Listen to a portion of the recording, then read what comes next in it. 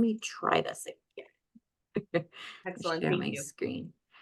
All right, so let's do this. So let's say we're just going to do labor and delivery. Labor and delivery. It's going to be faculty of resident standard. Sorry, my laptop's in the way. Do we have to call it something different because it'll replace the labor and delivery or not? No, because that one's already going to be there. Once you finalize this one and you're ready to actually start delivering this one, go back to the other one and mark it as archive. So Okay. that way it'll never get delivered again, but you're still saving all of the evaluative data you have already collected with that evaluation. Like that evaluative data is not going to disappear, Good. but that way you're not going to accidentally deliver it. So would we do it here? Is this where we would archive it, Cassie? I'll show you that in a second. Okay. Thank you. So this one's labor and delivery, let's say. And you know what we're going to do? We're just going to do batch add milestone questions. So now by going in here, you can pick and choose which milestones are going to be evaluated during the labor and delivery rotation. You know, what do you think? Probably this, Yep. Counseling, decision-making, interprofessional, communications, medical complications, I'm guessing. Yep, that too. Yep. Genetic principles, Nope. Nope. prenatal, No. evidence-based, I'm guessing, Yes. reflective practice. I'm guessing labor and delivery. Yeah. Probably not scholarly activity, No. sonographic, Nope. complications, Yes. No. genetic, critical No. care, no. Yes. On professional behavior. Sorry. Oops. I'm sorry. I'm going This down. one, yeah. Ethical. Yes. Accountability. Yes. Self-awareness. Yes. Patient safety. Yes. Quality improvement. Yes. Yeah. Yeah. Both of those. And I'll leave community and population health for ambulatory. physician role. Yes. Okay, so you're going to add just those ones. So now when you look at it, yeah, there's still a lot of things to fill out, but you know, genetic testing, I'm sure that doesn't happen during labor and delivery. So Right. that way your labor and delivery faculty don't even have to worry about that because they're not even going to be asked about it. So now what we'll do is we're going to just double check. Now, because you haven't delivered this, I'm going to set this to final locked. Because you haven't delivered it yet, you're still able to edit it, pull it back into draft status. See how it says this? It's Okay. been locked, but you do have the ability to change it to draft. So you can edit it if you wanted to.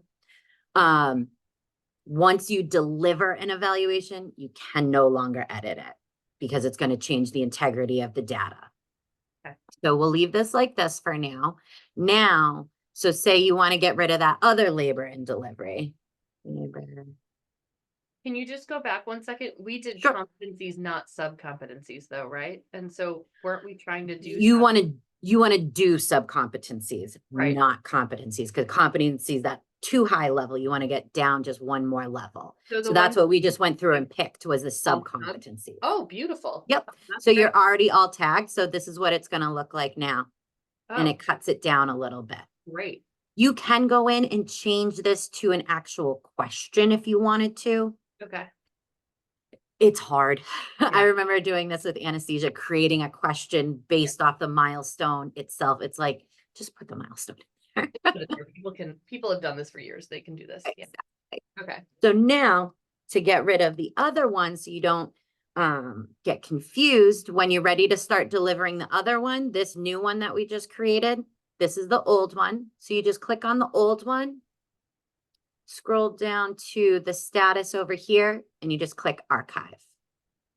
Okay. I'll leave that be for now in case you guys are still delivering that one. But you're on the right track. Okay. Like I said, the best is to create kind of like a matrix. We did this with anesthesia. We put all of our rotations across the top, all of our milestones down the side, and then went rotation by rotation, just checked off which milestone you'd see. And there's definitely going to be some that, you know, especially like the medical knowledge or interprofessional, those are going to be every single rotation because just the nature of the beast. Mhm. So then once you have that matrix set up, it's easy enough to just do what I just did, create new evaluation, batch add milestones, check off just the ones you want to see. Boom, done. Yeah. And it automatically tags for you, automatically puts in the answer key that you want to use. It's all set up for you. Yeah. And so, and here, let's see, we can see your labor and delivery one, right? Yep. So let me just do this by this way. So right now, so labor and delivery, I'm going to put this as version 2.0. That's what I was wondering, just so we don't 2.0. get Yep. confused. Did we do that just to make sure that we know? Yep, So absolutely. So you keep it straight. So we archive the right one because it's called. Yep. So I'm going to just do this. So we'll say, here's version 2.0, and then the MFM fellow, that's the old version that once you're ready to start delivering the new ones, make sure this is the one that is archived. Okay. And same with every single other one, if the research, the SICU, just Yep. make sure, you keep a same naming convention so you know which ones you want to keep and which ones you just want to archive.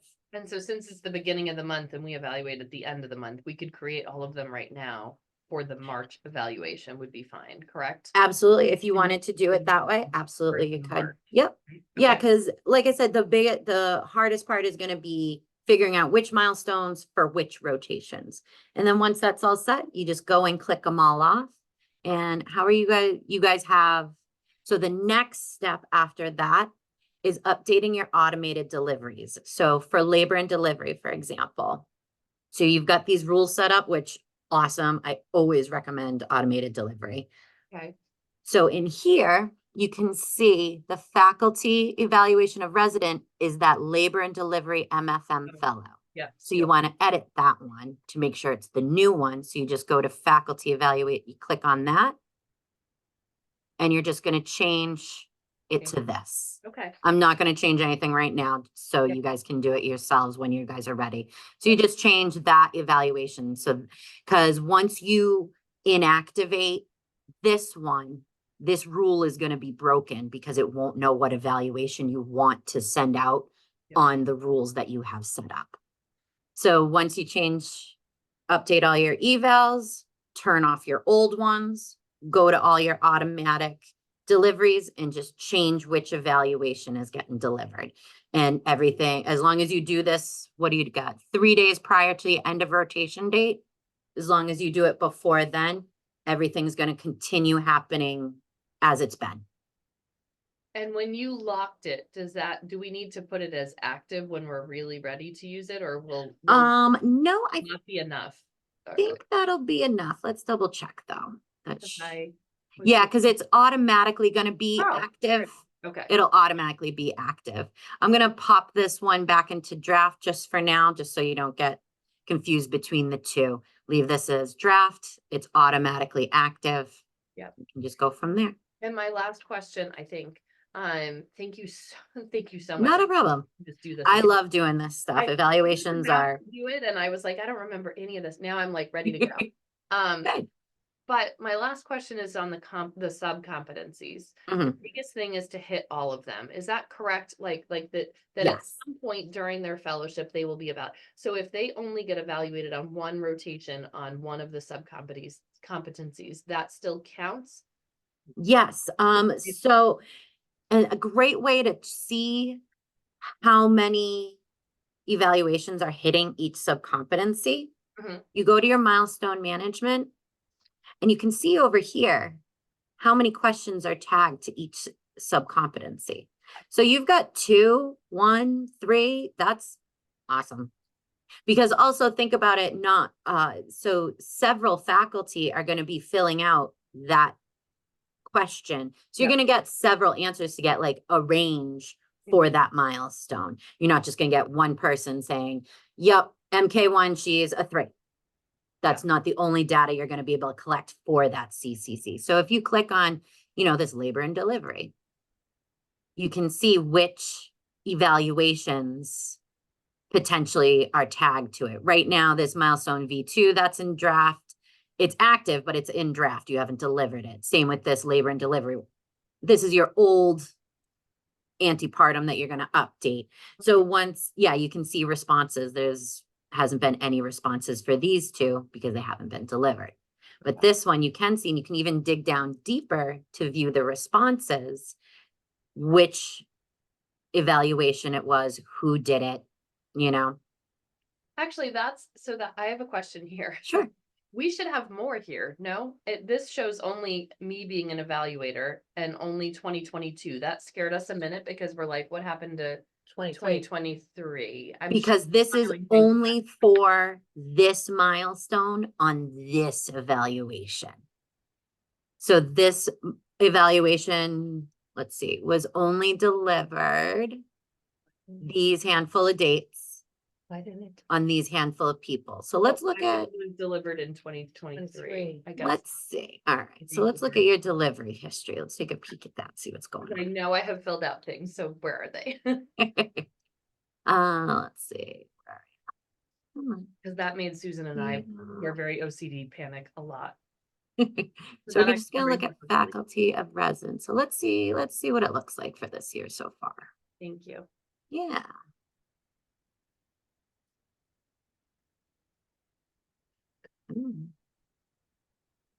All right. So let me just get this There's some 2024 things. open a little bit more. All right. So this is just for this academic year so far. Okay. So let me just So- make so this a there little are easier things. to read. And we'll do this. All right. So these are all your faculty evaluations of a resident on, these are all the rotations that they happen on, and then these are the actual forms themselves that were delivered. Okay. So it looks like that one that we were looking at, that was the antepartum. Looks Yeah. like that one, that form has not been delivered this year. And that form is the only one that, whatever that first milestone was that we were looking at. So hold on one sec. Go back to management. Right. So we looked at this milestone here specifically, labor and delivery. That milestone is tagged on 3 questions. One of them happens to be this antepartum. So no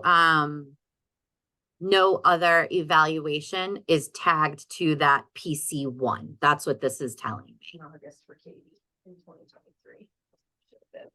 How come? So we should have had a fellow in July and August that was antepartum of 2023. All right, so let's see. And I have stuff for Antepartum. CCC meeting, like I'm Mm-hmm. like, it's not like we did. Let's see. So 6 have been delivered.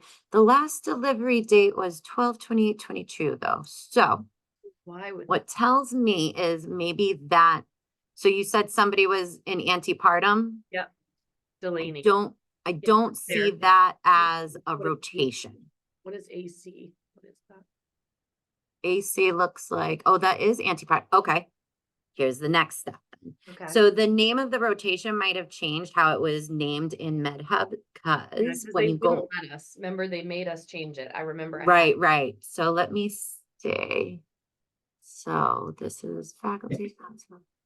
This is on, Hmm. So remember how I said the evaluation needs to get changed once you change it? Yep. It doesn't look like this was changed over here either. So it's still attached to the old rotation. So now I'm just gonna update it to that. And now it will Submit. automatically. Now it will pull. Okay. So let me fix it over here as well for resident evaluation. So maybe that's why, because it was just that rotation we looked up and it just happened to be the first one that we picked and then we panicked. We didn't look at other ones. We looked at that one. And Mhm. why in the world? But actually, I'm glad we picked that one because now we've identified an issue. There you go. So now that's fixed. Going for if anyone is ever on AC again, It'll be, yeah. yeah. So where's the next time? Everyone's Maybe on next year. research for the rest of the year, It'll- unfortunately. It'll be next year, but that's okay. But it'll flow. It'll flow into the next year. So yeah, fix up your evaluations. Go through each of those automatic deliveries one at a time. I'm just going to show you the things to pay attention to. So ambulatory, let's say. So you've got resident of faculty, faculty of resident.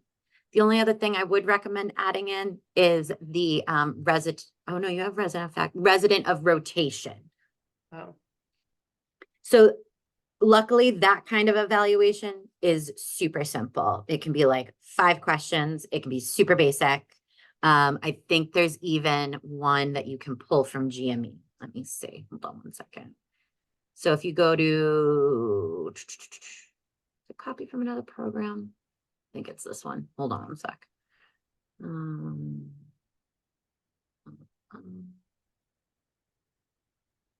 is it this one? I always forget which one it is. Hold on.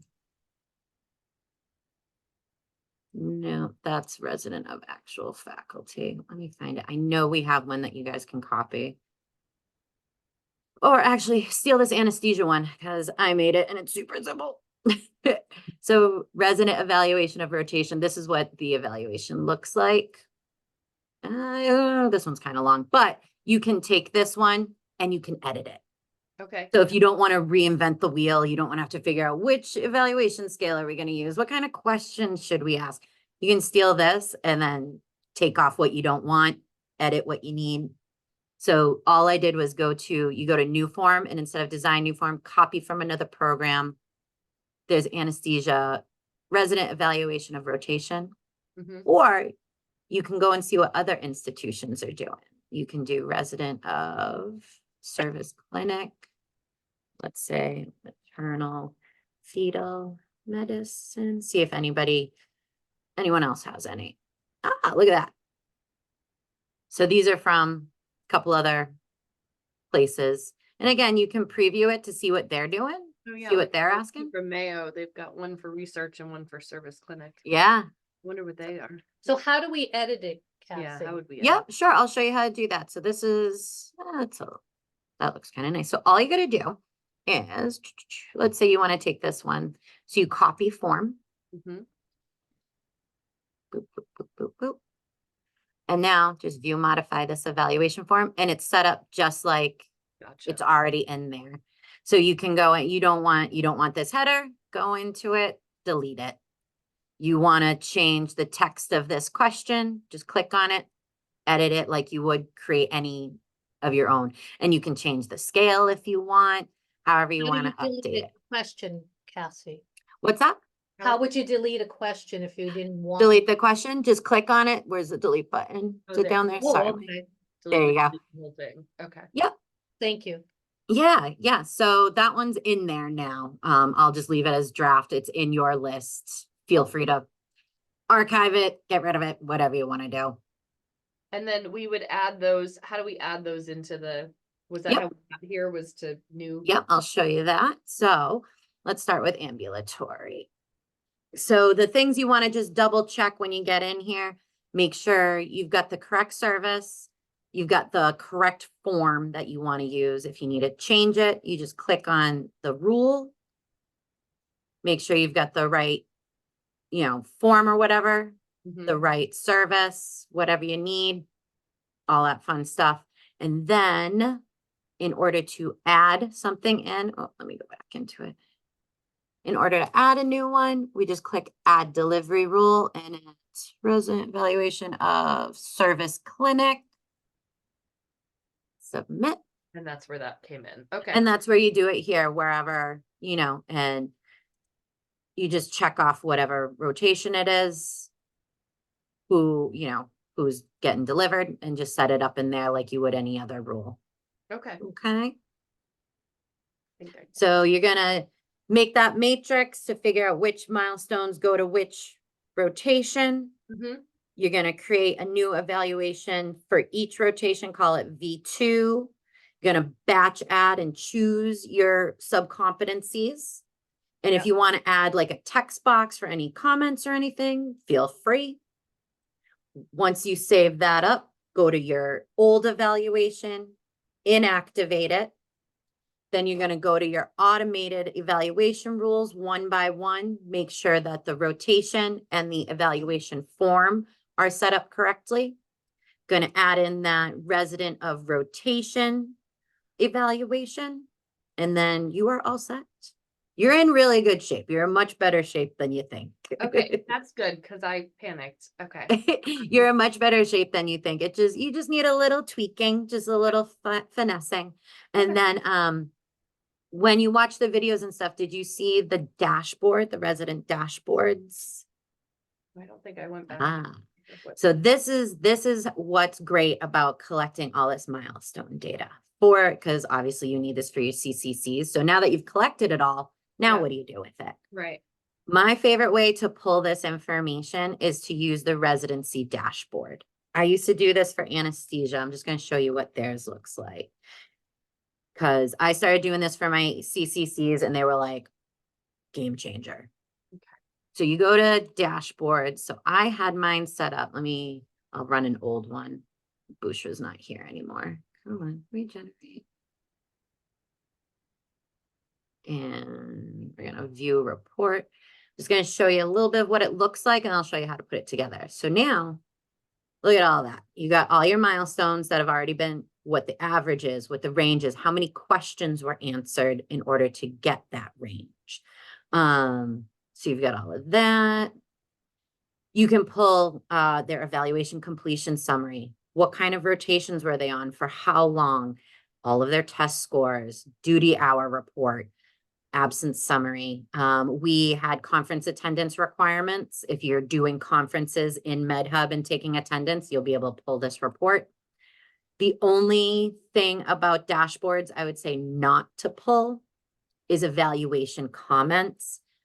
We didn't like it because all it did was just give you a block of text. It didn't tell you when it was said, who said it, what rotation. It was just comments, and you kind of want to see like who said it, when, have they improved? It was just text. So I wouldn't recommend pulling that. Yeah. But in order to put this together, you just go to that resin dashboard and dashboard setup.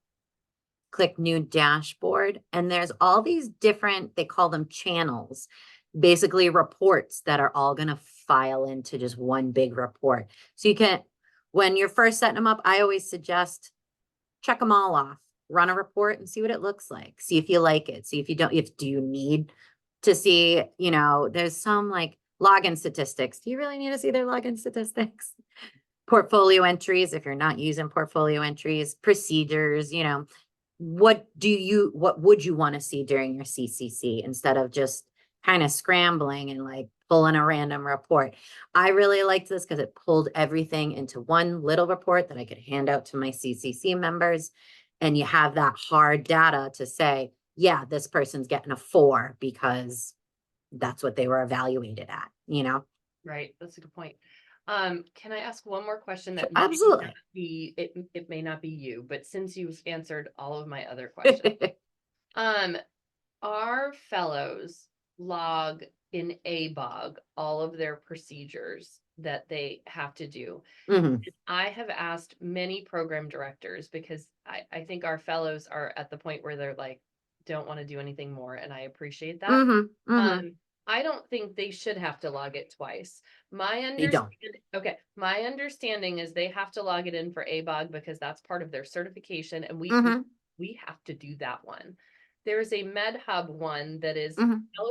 fellowship specific, and to my understanding, I can put their numbers in there and sign off on them when they finish to say that they are graduated, they are competent at this Yep. level to do this skill, because I have to fill that out anyway. Mhm. But this is for me to fill out to say that this is why I say that they can. Correct? Yes. Okay. So the reason why we require programs to either log procedures, verify or certify procedures in MedHub is for JACO. Okay. That's a JACO requirement because what happens is how nurses and staff members can look up in Echo to see if you're certified to do a procedure as a physician. We have the same thing, but within MedHub. Now, again, with anesthesia, we had to log in web ads. I didn't want to make them log there and in MedHub. It was a pain. Yeah, totally. I'm And I don't blame them. Like, why do I have to do this in 2 places? This is a pain. Completely understandable. So both you and your coordinator can check off that people are certified because I used to do the same thing. Because in web ads, we had a whole lot more logs that we had to procedures than we did in MedHub, because the ones that are in MedHub are provided to us by Med Staff Services. These are the things that, you know, need to be certified.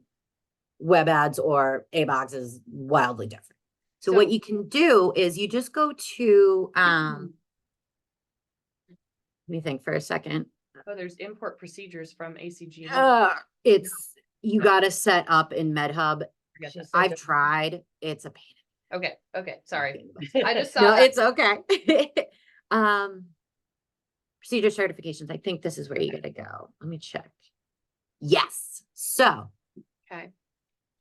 you guys already have a lot of this stuff already set up. I'm guessing this was set up a while ago and it's based off of what it was supposed to be. Yeah. Now, I'm guessing a lot of these are also things that get logged in. Was ABOGs, you said?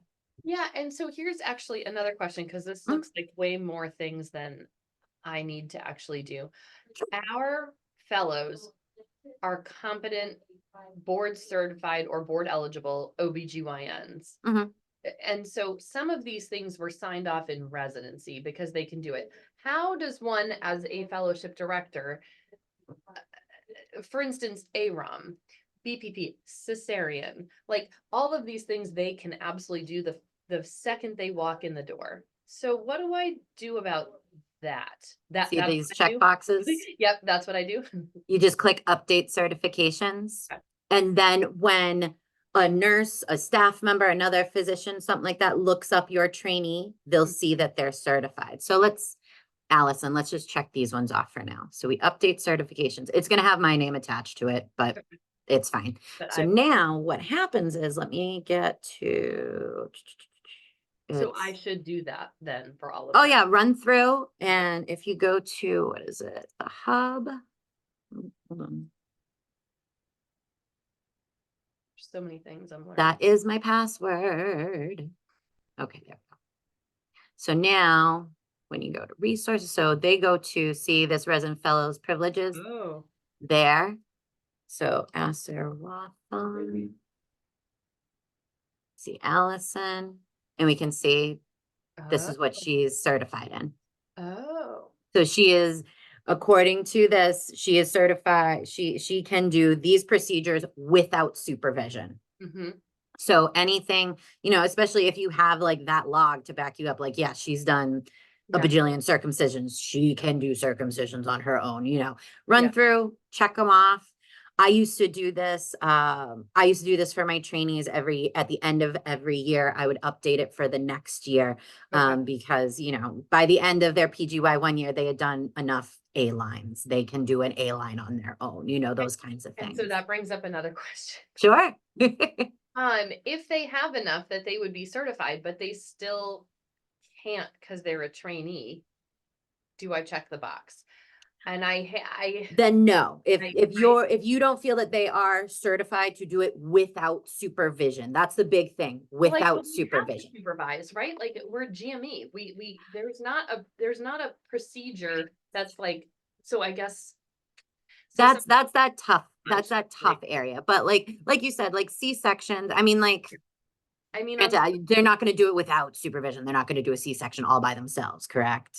Well, and they might if they moonlight as a so we're moving into that world too. So they actually can do a C-section, although we're supposed to be there when they're a fellow, right? A resident in training, right? That's a little tricky. I think I would check that box, but I'm thinking to myself, cerclage, which is MFM specific procedure. They shouldn't be doing those until they graduate by themselves. Even if they're competent to do so, they shouldn't be doing it. So I would leave it uncertified, because that's how the rest of the institution is told to use that is, can this person do this unsupervised? Because the A line and central line, those kind of procedures are the ones that like nurses are going to follow up with people. Like we had a neurology fellow who's been here for years and can completely do an A line on his own. Nurses were questioning it because it wasn't checked off in there. So that's what this is more so for. This isn't so much for like are they competent? Can they graduate? Da, da, da, da, like the ABOG kind of thing is. This Okay. is more for, are they certified to do this on their own? That's perfect. I will take it as that. Okay. Alrighty, That answers that question. awesome. to me. Okay. And so before they graduate, I don't necessarily have to then check amniocentesis. Mm-mm. I just have to write the letter saying that they're fully competent. Yep, and because that's taking for the- ABOG. The only thing that you need to write for us is that verification form at the end of the year. Those will be coming out end of April, beginning of May. And that's to certify, yep, this person can graduate according to me, the program director. And that's what we use to sign off on your graduate certificate. Yeah, I took over July 1 and I was like blindsided by the end of the year paperwork that I didn't see before. And so I am actually mildly familiar with that, given it was like tossed to me of like, you have to fill this out. July 1 Yeah, was a good start I'll date. send you plenty of reminders, explanations, all that fun stuff on how to do those things. I think we're ready to go. Yeah, just I gonna think bang- we Awesome. should do I'm gonna bang this out because now I have all the knowledge and I can do it. And before someone bothers me, I'm just gonna do it.